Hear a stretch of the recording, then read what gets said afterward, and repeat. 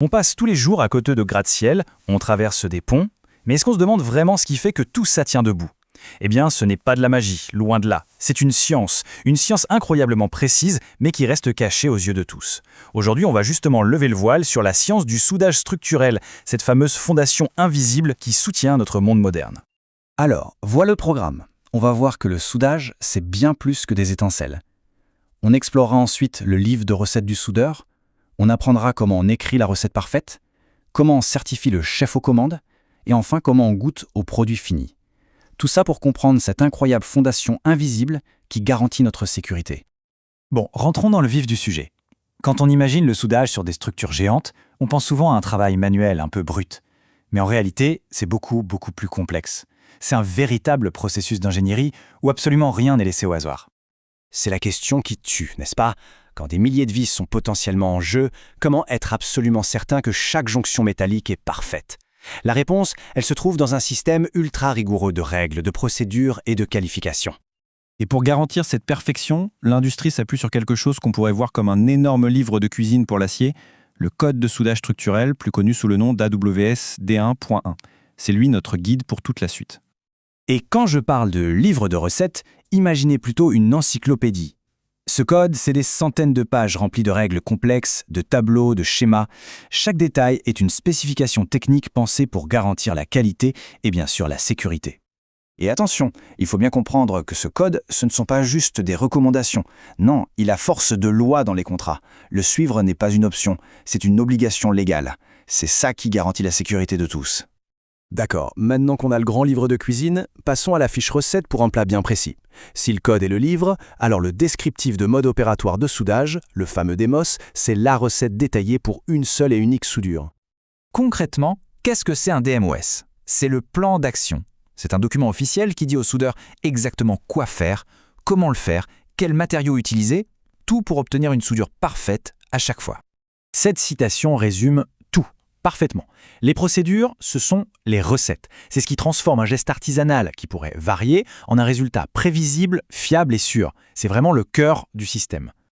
Et comme dans toute bonne recette, un DEMOS a des étapes très claires. D'abord, les ingrédients, les types d'acier et le métal d'apport. Ensuite, la préparation, comment on taille et on place les pièces. Puis, la méthode de cuisson, qu'est la position de soudage. La chaleur et le temps, ça ce sont les paramètres électriques. Et enfin, la technique, les gestes précis du chef. Ces schémas montrent bien à quel point c'est détaillé. On y voit comment chaque angle, chaque espace entre les pièces, même le nombre de passages de la soudure, tout est spécifié. Il n'y a aucune place pour l'improvisation, tout est calculé, tout est défini. Bon, on peut avoir la meilleure recette du monde, si le cuisinier n'est pas bon, le plat sera raté. C'est pareil ici. Il est donc temps de s'intéresser à celui ou celle qui exécute la recette, le soudeur.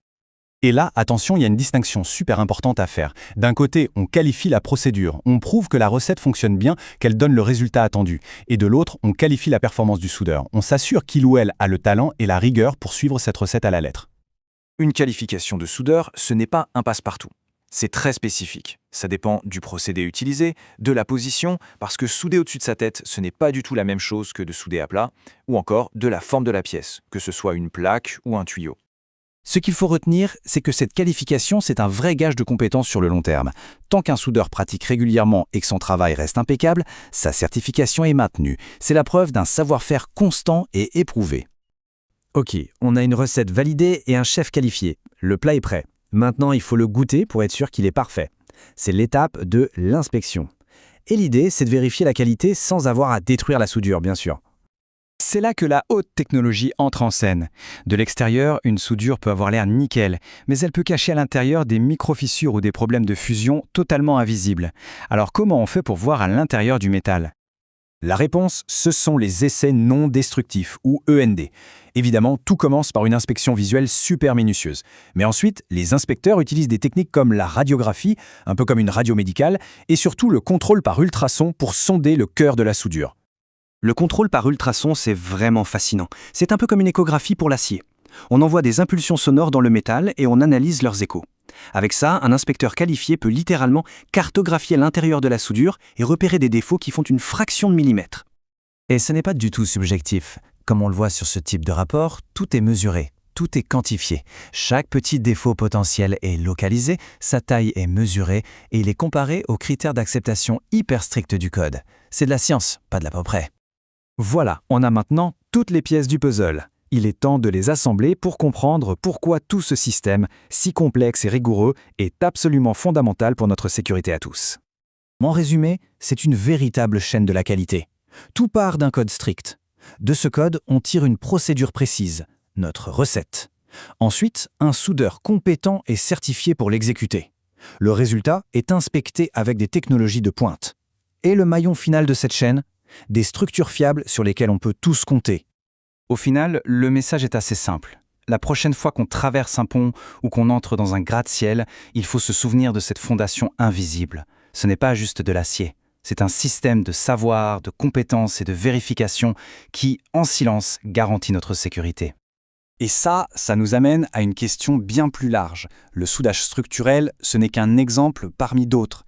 Il suffit de penser à tous ces systèmes complexes et cachés qui régissent notre quotidien, la gestion du trafic aérien, la sécurité alimentaire. Notre monde est littéralement bâti sur ces fondations invisibles.